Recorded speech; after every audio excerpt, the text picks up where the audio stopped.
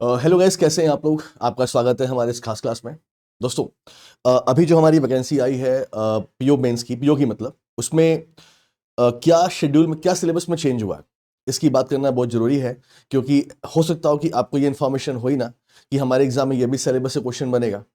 तो एक बार ध्यान से देखिए, क्योंकि जब हम जीए की बात करते हैं, तो जनरल अवेयरनेस में सारे जो बच्चे होते हैं उनका मैक्सिमम फोकस होता है ऑन द करंट अफेयर्स।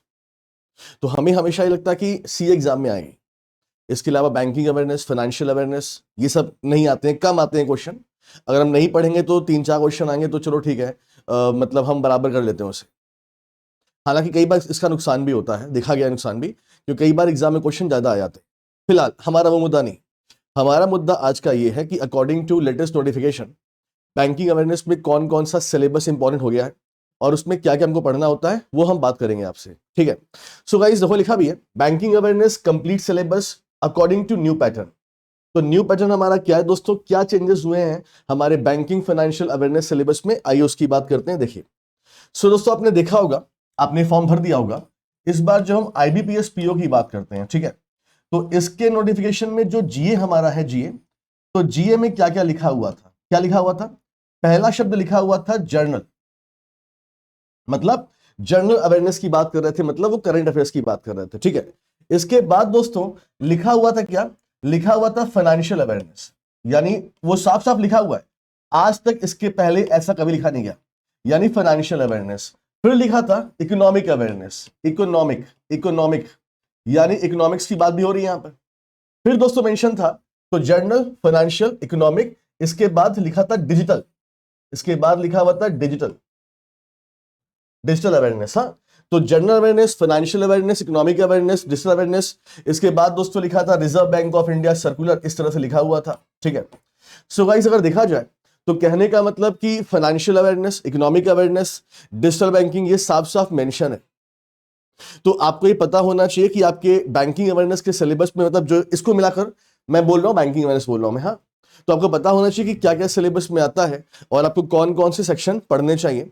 तो इस वीडियो में ये बात करने वाले हैं। ठीक है। सो गाइस, सबसे पहले हम उठाएंगे फाइनेंशियल अवेयरनेस। हाँ, तो फाइनेंशियल अवेयरनेस का सिलेबस क्या होता है और अगर इसे पढ़ना आपको तो आप कैसे पढ़ सकते हो, देखिए। तो दोस्तों हम लोग बात करेंगे फाइनेंशियल अवेयरनेस की पहले आपसे, फाइनेंशियल अवेयरनेस। अच्छा, अब दोस्तों फाइनेंशियल अवेयरनेस क्यों इतना इंपॉर्टेंट हो जाता है, तो इसके बारे में थोड़ा समझिए। देखिए, फाइनेंशियल अवेयरनेस, अगर आप reserve bank of India grade B exam की तैयारी कर रहे हैं, वहां तो फाइनेंशियल अवेयरनेस पूरा पूरा आता ही है। अगर आपने देखा होगा इंश्योरेंस एग्जाम में, तो इंश्योरेंस एग्जाम के भी सिलेबस में फाइनेंशियल अवेयरनेस लिखा रहता है, और बैंक एग्जाम में तो आता ही है। तो कहने का मतलब फाइनेंशियल अवेयरनेस, ये सेक्शन काफी इंपॉर्टेंट है। तो फाइनेंशियल अवेयरनेस में आपको मोटा मोटा क्या पढ़ना होता है दोस्तों, देखो। तो अगर हम बात करें तो आपका जो फाइनेंशियल अवेयरनेस है, ये दोस्तों आपका देखो, ये आप में इसमें क्या पढ़ना है आपको, इसमें आपको बेटा पढ़ना है पहले अबाउट द मनी मार्केट। ठीक है, मनी मार्केट। तो मनी मार्केट दोस्तों क्या होता है, इसके बारे में समझना है। तो मनी मार्केट एक चैप्टर, इसके अंडर में भी दोस्तों कई सारे पॉइंट होते हैं। जैसे फॉर एग्जांपल मैं आपको यहां पे लिख दे रहा हूं जो सब टॉपिक है दोस्तों, जैसे रेपो रेट क्या होता है, ठीक है, जैसे बैंक रेट क्या होता है, रेपो रेट, बैंक रेट, तीसरा एमएसएफ, ये सब दोस्तों क्या होते हैं। ठीक है। इसके बाद what is call money, what is call money, what is notice money, what is notice money, what is term money. ये मैं आपको सब टॉपिक, मतलब ये सब आपको पता होना चाहिए।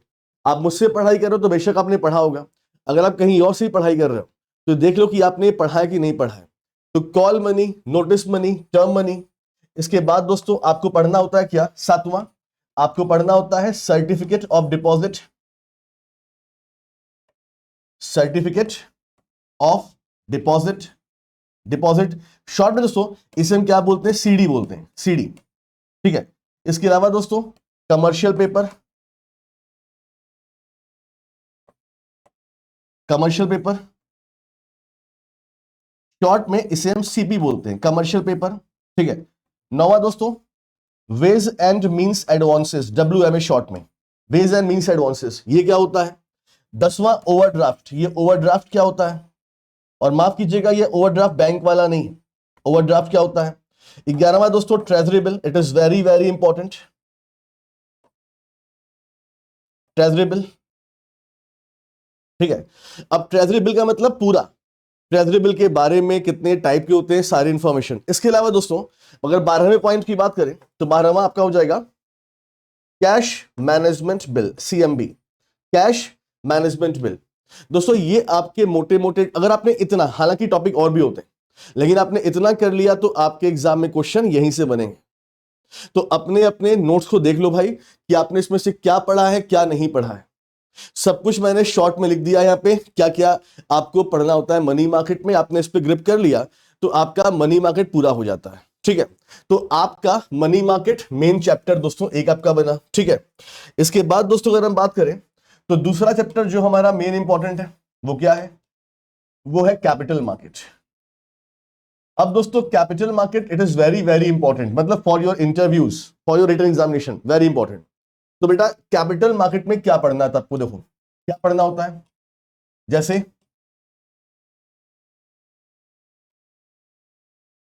Primary market versus secondary market, ये सब कॉन्सेप्ट पढ़ना होता है, ठीक है, ये पढ़ना होता है।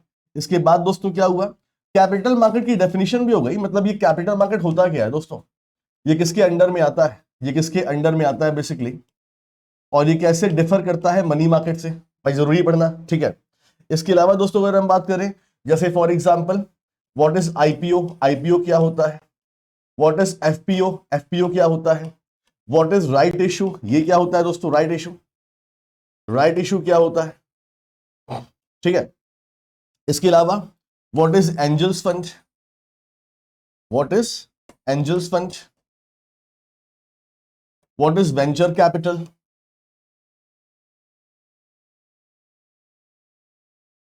वेंचर कैपिटल क्या होता है, व्हाट इज एएसबीए, एएसबीए का फुल फॉर्म बहुत बार एग्जाम में आया है, एएसबीए का फुल फॉर्म बहुत बार आया एएसबीए।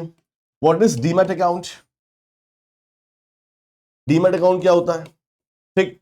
इसके बाद दोस्तों एडीआर क्या होता है, अमेरिकन डिपॉजिटरी रिसिप्ट, एडीआर क्या होता है, जीडीआर क्या होता है, आईडीआर क्या होता है, ठीक है। इसके बाद दोस्तों एफडीआई क्या होती है, एफपीआई क्या होता है, ये सब पढ़ना होता है आपको। अगर आपको नहीं पता स्क्रीनशॉट लेते रहिएगा, एफडीआई एफपीआई, ठीक है। इसके बाद गाइस आपको पढ़ना होता है डिबेंचर्स क्या होते हैं, डिबेंचर्स क्या होते हैं। इसके बाद बेटा आपको पढ़ना होता है बॉन्ड, बॉन्ड क्या होते हैं, bond, debentures bond, it is very very important topic, कई बार यहां से क्वेश्चन पूछा गया दोस्तों। अब बेटा बॉन्ड की बात करें तो बॉन्ड में भी टाइप्स ऑफ बॉन्ड दोस्तों होते हैं, types of bond, types of bond में कई तरह के दोस्तों बॉन्ड होते हैं, ये बहुत बड़ा चैप्टर अपने आप में है दोस्तों। टाइप्स ऑफ बॉन्ड में कई सारे बॉन्ड होते हैं, जैसे फॉर एग्जांपल जंक बॉन्ड क्या होता है, गिल्टेज बॉन्ड क्या होता है, जीरो कूपन बॉन्ड क्या होता है, कॉलेबल बॉन्ड क्या होता है, पुटेबल बॉन्ड क्या होता है, समझ रहे हैं। तो ऐसे आपको पढ़ना, सीनियर बॉन्ड क्या होता है, जूनियर बॉन्ड क्या होता है, तो ये सब पढ़ना होता है। तो टाइप्स ऑफ बॉन्ड में लिखूंगा तो बहुत लंबा हो जाएगा, तो मैंने कुछ नाम लिए यहां पे, junk bond, gilt edge bond, senior bond, junior bond, callable bond, puttable bond, हाँ ये सब नाम याद रखिएगा, ये सब भी एग्जाम में पूछे गए हैं, ठीक। तो आपको टाइप्स ऑफ बॉन्ड पढ़ना होता है। इसके बाद दोस्तों इन द कैपिटल मार्केट ही आपको बेटा म्यूचुअल फंड, आपको म्यूचुअल फंड पढ़ना पड़ेगा, और यकीन मानिएगा इस म्यूचुअल फंड आप पढ़ेंगे और इसके टाइप्स पढ़ेंगे, कितने टाइप्स के फंड्स होते हैं, ये चैप्टर भी अपने आप में बहुत बड़ा है और काफी इंपॉर्टेंट है, क्योंकि म्यूचुअल फंड आजकल का नाम है दोस्तों। अब बेटा म्यूचुअल फंड में, म्यूचुअल फंड कैसे काम करता है, किसके अंडर में काम करता है, वो तो आप पढ़ोगे। टाइप्स ऑफ म्यूचुअल फंड में दोस्तों, जैसे फॉर एग्जांपल ये ओपन, ओपन म्यूचुअल फंड क्या होते हैं, क्लोज क्या होते हैं, what is ELSS, equity linked saving scheme, ठीक है, व्हाट इज इसके बाद दोस्तों इसमें अगर हम बात करते हैं तो आपसे पूछते हैं interval, interval, interval mutual fund क्या होता है, ग्रोथ ओरिएंटेड म्यूचुअल फंड क्या होता है। जी हाँ ऐसे क्वेश्चन बनेंगे। आपसे और पूछ लेता बेटा, जैसे बैलेंस फंड हम किसे बोलते हैं, तो म्यूचुअल फंड का टाइप्स भी काफी बड़ा है, काफी बड़ा है, इसमें कई तरह के फंड्स हम पढ़ते हैं। तो फिलहाल मैं ऊपर से मोटा मोटा आपको दिखा रहा हूं mutual fund and types of mutual fund, ठीक है। इसके बाद दोस्तों ये बीएससी क्या होता है, ये सेंसेक्स क्या होता है, और इस पर पूरे क्वेश्चन बनेंगे। बीएससी कब बना, सेंसेक्स कब बना, ये क्या होता है। एनएससी दोस्तों क्या है, और ये निफ्टी क्या होता है दोस्तों, ये क्वेश्चन बनता है। बी मतलब ये शेयर मार्केट है और इंडिसेस है। इसके बाद गाइस आपसे क्वेश्चन पूछेगा डेरिवेटिव क्या होता है, डेरिवेटिव, डेरिवेटिव क्या होता है और इसके टाइप्स क्या होते हैं, types of derivative. Types of derivative चार तरह के होते हैं, forward, future, contract, swap. Forward, future, forward, future, swap and option. Forward, future, swap and option, चार तरह के होते हैं। उस पर बेटा क्वेश्चन बनेगा, ठीक है। इसके बाद दोस्तों आपसे और छोटे मोटे क्वेश्चन बनते हैं, जैसे फॉर एग्जांपल एडवांस डिक्लाइन क्या होता है, एडवांस डिक्लाइन क्या होता है, मतलब ये टर्म्स है दोस्तों, ये टर्म्स है। फॉर एग्जांपल आपसे पूछ लेगा हैजिंग क्या होता है, हैजिंग क्या होता है, ठीक है। तो ये सब कैपिटल मार्केट में आपसे पूछा जाता है। ये मैं टर्म्स इसलिए आपके सामने लिख रहा हूं कि आप ये टर्म्स देख लो, यानी जब भी आप पढ़ो मनी मार्केट, कैपिटल मार्केट, तो एटलीस्ट ये टर्म्स तो आपको आने चाहिए, समझ रहे हैं। तो ये सब गाइस आपको ध्यान देना पड़ेगा, ठीक है। तो ये आपका हो गया मनी मार्केट, कैपिटल मार्केट। हाँ वैसे देखो फाइनेंशियल मैनेजमेंट में और भी चीजें आती हैं, बैंकिंग भी, लेकिन वो हम बैंकिंग अवेयरनेस में डिस्कस करेंगे। तो ये आपको दो चीजें तो पढ़नी है मनी मार्केट। ये आपको लग रहा है दो चीजें, मैं अपने बैंकिंग अवेयरनेस बैच में कम से कम 5 क्लास लेता हूं कैपिटल मार्केट की, और मैं 2 क्लास लेता हूं मनी मार्केट की, मतलब 7 क्लास में मैं खत्म करता हूं अपने पेड बैच की बात मैं कर रहा हूं, ठीक है। चलिए दोस्तों ये हो गया हमारा एक पॉइंट, ठीक। अब दोस्तों बात करते हैं डिजिटल बैंकिंग की। तो डिजिटल बैंकिंग का हमारा सिलेबस क्या है और हमें इसमें क्या क्या पढ़ना चाहिए, और अगर ने पहले से पढ़ रखा है तो आप देख लो, इसमें कुछ छूट तो नहीं गया आपका। तो डिजिटल बैंकिंग में दोस्तों आपको बेटा क्या पढ़ना है, जैसे फॉर एग्जांपल आपको पढ़ना होता है ये कोर बैंकिंग क्या होती है, ये कोर बैंकिंग दोस्तों क्या होती है। दूसरे नंबर पे आपको पता होना चाहिए एनईएफटी के बारे में, आरटीजीएस के बारे में, ठीक। तीसरे नंबर पे आपको बेटा पता होना चाहिए व्हाट इज आईएमपीएस। चौथे नंबर पे यूपीआई पर क्वेश्चन बनेगा आपका। फिर दोस्तों क्वेश्चन आपका भीम एप्लीकेशन पर क्वेश्चन बनेगा, ठीक है। पांचवा पांचवा बेटा इंडियन फाइनेंशियल सिस्टम कोड क्या होता है, ठीक है। सिक्स एमआईसीआर कोड क्या होता है। सातवां दोस्तों आपसे एनएसीएच पे क्वेश्चन पूछ लेगा, एनएसीएच क्या होता है। जैसे मैंने करंट अफेयर्स में पढ़ाया था कि राइट नाउ जो एनएसीएच का 3.2 वर्जन लॉन्च हो चुका है, एनएसीएच क्या होता है। आठवां दोस्तों आपसे क्वेश्चन पूछ लेगा इसमें कि ये ईसीएस क्या होता है, ईसीएस, ठीक है। नौवां नंबर दोस्तों आपसे बेटा क्वेश्चन पूछ लेगा कि चेक क्लियरिंग कैसे होती है, मतलब हमारे जो चेक क्लियर होते हैं वो कैसे चेक क्लियरिंग होती है हमारे देश में, ठीक है। 10वां बेटा क्वेश्चन चेक ट्रंकेशन सिस्टम पे क्वेश्चन पूछ लेगा आपसे, चेक ट्रंकेशन सिस्टम। 11वां swift, SWIFT, society for world wide inter bank financial telecommunication, यानी इंडिया से बाहर फंड ट्रांसफर का तरीका, स्विफ्ट, ठीक है। स्विफ्ट हो गया दोस्तों। 12वां आपसे पूछ लेगा व्हाट इज IIN कोड के बारे में क्वेश्चन पूछ लेंगे आपसे, ठीक है, ये पूछ लेंगे। 13वां दोस्तों 13वां आपको पता होना चाहिए अबाउट द एनपीसीआई, एनपीसीआई के बारे में, एनपीसीआई के बारे में क्वेश्चन आपको पता होने चाहिए। अब 14वां दोस्तों रुपे कार्ड। अब ये रुपे कार्ड दोस्तों क्या होता है। अब जो रुपे कार्ड कंपनी है, रुपे कार्ड हो गया, वीजा हो गया, मास्टर कार्ड, इन्हें हम क्या बोलते हैं, पेमेंट गेटवे कंपनी बोलते हैं। तो इसके बारे में कैसे काम करते हैं, ठीक है। अब दोस्तों 15वें नंबर पे जैसे फॉर एग्जांपल यूपीआई लाइट, जैसे यूपीआई लाइट जो नई चीजें हैं। 16वें पे दोस्तों जैसे यूपीआई सर्कल, यूपीआई सर्कल जो नया है दोस्तों। 17 पे दोस्तों फॉर एग्जांपल यूपीआई एक्स, ठीक है, ये नई चीजें गाइस। इसके बाद 18वें नंबर पे, 18वें नंबर पे दोस्तों हम क्या पढ़ेंगे, आधार इनेबल्ड पेमेंट सिस्टम, आधार इनेबल्ड पेमेंट सिस्टम। 19वां आधार पेमेंट ब्रिज सिस्टम। 20वें नंबर पे 20वां दोस्तों क्या हो जाएगा हमारा, तो 20वां आपका हो जाएगा भारत बिल पेमेंट सिस्टम। 21वां USSD, इसका फुल फॉर्म क्या होता है? अनस्ट्रक्चर्ड सप्लीमेंट्री सर्विस डेटा, ठीक है। 21वां। 22वां दोस्तों क्या हो जाएगा? भारत QR कोड क्या होता है? मतलब ये जो चैप्टर आपका है ये भी एक बड़ा चैप्टर है। और दोस्तों मतलब मैं आपको बता रहा हूं ये सब टॉपिक खत्म करने में, मैं फिर से बोल रहा हूं, डिजिटल बैंकिंग वाली क्लास जो मैं लेता हूं, मैं ये 5 क्लास में खत्म करता हूं अपने पेड बैचेस में। इतना बड़ा ये सिलेबस आपका होता है, लेकिन हर एक टॉपिक इंपॉर्टेंट एग्जाम के लिए है। तो बेटा डिजिटल बैंकिंग में आपका सिलेबस ये बनता है, ठीक है। आगे बढ़ते हैं नेक्स्ट। तो हमने क्या बात कर लिया? फाइनेंशियल अवेयरनेस, ठीक। फाइनेंशियल अवेयरनेस हमने बात कर ली, और फिर डिजिटल बैंकिंग। अब हम बात करेंगे इकोनॉमिक अवेयरनेस। तो इकोनॉमिक्स में दोस्तों हमें क्या पढ़ना चाहिए, हमारा सिलेबस क्या होगा, उसके बारे में बात करेंगे। इकोनॉमी, हाँ देखिए, तो बेटा सबसे पहले आपको पढ़ना होगा, अगर हम बात करते हैं तो मॉनेटरी पॉलिसी। तो मॉनेटरी पॉलिसी दोस्तों हमको आना चाहिए, मॉनेटरी पॉलिसी, ठीक है। दूसरा फिस्कल पॉलिसी, फिस्कल पॉलिसी। अब दोस्तों जो मॉनेटरी पॉलिसी है ये भी बड़ी इंपॉर्टेंट है, बहुत डीप में है। इसमें हम पढ़ते हैं मॉनेटरी पॉलिसी कमेटी क्या होती है, कितने इसमें मेंबर होते हैं, मॉनेटरी पॉलिसी में CRR क्या होता है, SLR क्या होता है, रीफाइनेंस फैसिलिटीज क्या होती हैं, repo rate, bank rate, MSF, SDF, open market operation, इससे हम कैसे इन्फ्लेशन डिफ्लेशन कंट्रोल करते हैं, ये सब। मतलब इसको भी दोस्तों हम कम से कम 5 क्लास में खत्म करते हैं, ठीक है। Fiscal policy.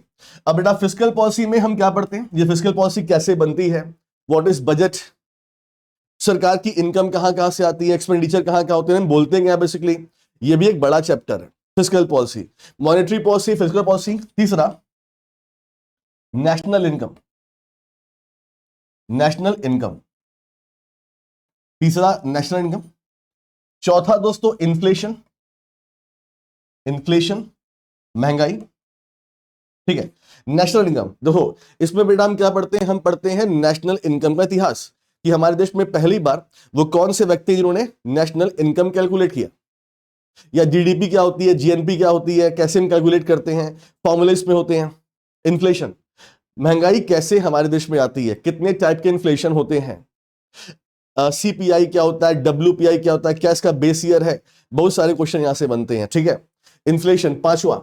अब दोस्तों पांचवें की बात करेंगे तो हमारा इंडियन करेंसी सिस्टम, यानी भारत में जो करेंसी सिस्टम है, तो Indian currency system, Indian currency system का बेटा मतलब क्या हो गया, जैसे फॉर एग्जांपल आपसे बेटा हम अपने करेंसी की बात करें, जैसे हमारे देश में नई करेंसी आई थी, 10 रुपए की, 20 रुपए की, 50 रुपए की, 100 रुपए की, 200 रुपए की, 500 रुपए की। तो इस पर पूछते हैं, इमेज पूछ लेते हैं, किसकी इमेज है, डायमेंशन पूछ लेते हैं, कितना इसका डायमेंशन है।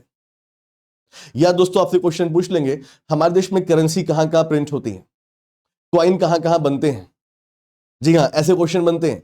तो इंडियन करेंसी सिस्टम की हम बात कर रहे हैं, ठीक है। अब बेटा छठवां क्या है, छठवां इसमें एक चैप्टर होता है types of money. Types of money का मतलब क्या हुआ, यहां पर हम बात करते हैं मनी और मनी के टाइप्स की। जैसे फॉर एग्जांपल दोस्तों आपसे पूछेगा नैरो मनी क्या होता है, ब्रॉड मनी क्या होता है, हाई पावर्ड मनी क्या होता है, टोकन मनी क्या होता है, फिएट मनी क्या होता है। तो ऐसे भी क्वेश्चन हमें देखने को मिले, ठीक है। तो ये बेटा क्या हो गया, टाइप्स ऑफ मनी हो गया। तो मॉनेटरी पॉलिसी, फिस्कल, हाँ एक और सातवां, सातवां फॉरेन ट्रेड, फॉरेन ट्रेड। दोस्तों यहां पर हम क्या बात करेंगे, फॉरेन ट्रेड। तो फॉरेन ट्रेड का मतलब हम यहां पर बात करते हैं कि हमारा फॉरेन कंट्री से ट्रेड कैसे होता है। मतलब यहां पर मैं आपको पढ़ाता हूं FDI के बारे में, FPI के बारे में। इसके अलावा दोस्तों FDI कैसे हमारे देश में एंट्री करती हैं, कौन कौन से रूट हैं, किस सेक्टर में कितने % FDI है। आप कभी पेपर चेक करना, एक क्वेश्चन यहां से बन जाता है, आपसे क्वेश्चन पूछ लेगा कि इंश्योरेंस सेक्टर में कितनी FDI, डिफेंस में कितनी FDI, व्हाइट लेबल ATM में कितनी FDI है। तो ये क्वेश्चन बेटा यहां से बनता है। इसके अलावा इसमें हम पढ़ते हैं balance of payment. Balance of payment मतलब for example current account deficit क्या होता है, कैपिटल अकाउंट क्या होते हैं हमारे, बैलेंस ऑफ ट्रेड क्या होता है। अब जो इंपोर्ट एक्सपोर्ट हम करते हैं उसमें विजिबल आइटम क्या होते हैं, इनविजिबल आइटम क्या होते हैं। तो ये बड़ा अच्छा चैप्टर है, काफी से नॉलेज मिलती है फॉरेन ट्रेड।